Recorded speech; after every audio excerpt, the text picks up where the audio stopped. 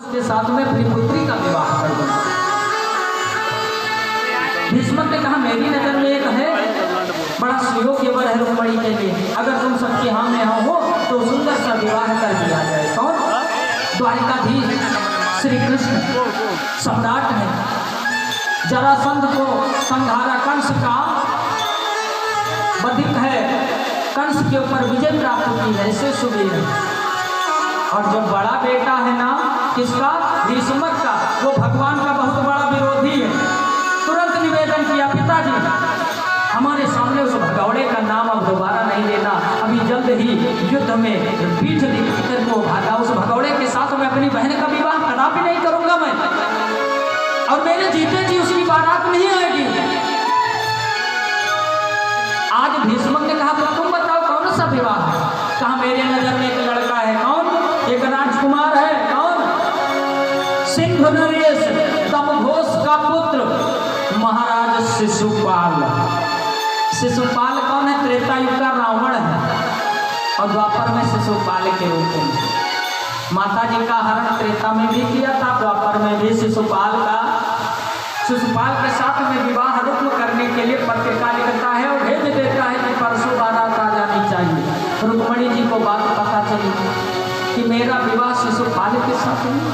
बड़ी दुखी हो गई कि मैं तो जन्म जन्मांतर से भगवान की दासी हूँ, भगवान के चरणों की सेवा करने वाली हूँ, और मैं शिशुपाल के साथ में ब्याह नहीं करूँगी चाहे प्राण चले जाए। रोने लगी बेचारी। भाभियों ने बुलाया क्या बात है? बताया। सब भाभियों ने कहा तुम जानती हो उनको? कहा मैं नहीं जानती, कभी देखा भी नहीं है, लेकिन उनके नाम सुनकर के ही मैं मन में उनको अपने पति रूप में मान चुकी हूँ, मैं हमारी पति नहीं। तो भाभियों ने कहा एक पत्रिका लिख करके द्वारिकाधीश के नाम की दे दो, अगर वो तुमको मानते होंगे जरूर आ जाए।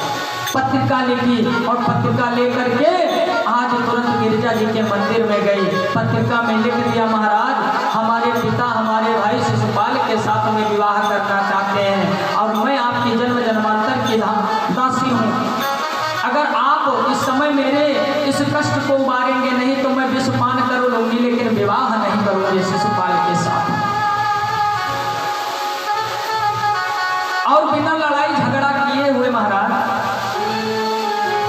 हमको आप यहाँ से ले जाएंगे। पत्रिका लिख करके चल देती हैं। अब कहाँ कैसे पत्रिका भेजी जाए? सो तुरंत भगवान की कृपा हुई, एक ब्राह्मण देव दिख गए।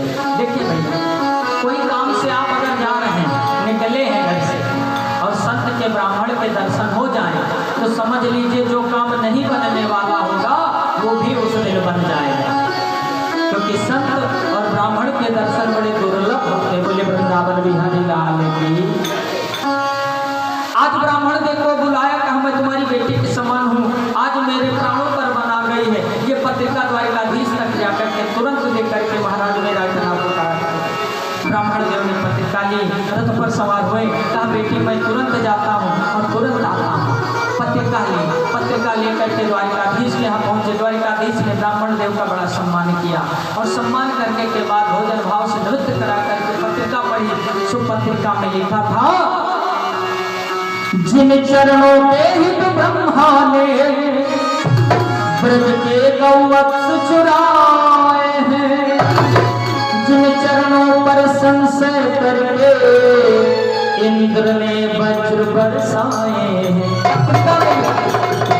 जिन चरणों पर बालाओं ने अपने घर बिसराए हैं, जिन चरणों पर रजशिला तार गंगा उदार सुखराए, वो प्रभु की दासी कहला कर यदि खल को ब्याही जाएगी तो मेरी कुछ भी हानि नहीं पर आन तुम्हारी जाएगी। बोले वृंदावन बिहारी लाल की जय हो। भगवान ने तुरंत पत्रिका पढ़ी, रथ तैयार किया और चल देते हैं। उधर शिशुपाल की बारात आई भैया, गोला लगा धड़ाम से। बोले वृंदावन बिहारी लाल की जय हो। अरविंद भैया बारात आ गई, बफर सिस्टम का इंतजाम कहाँ है?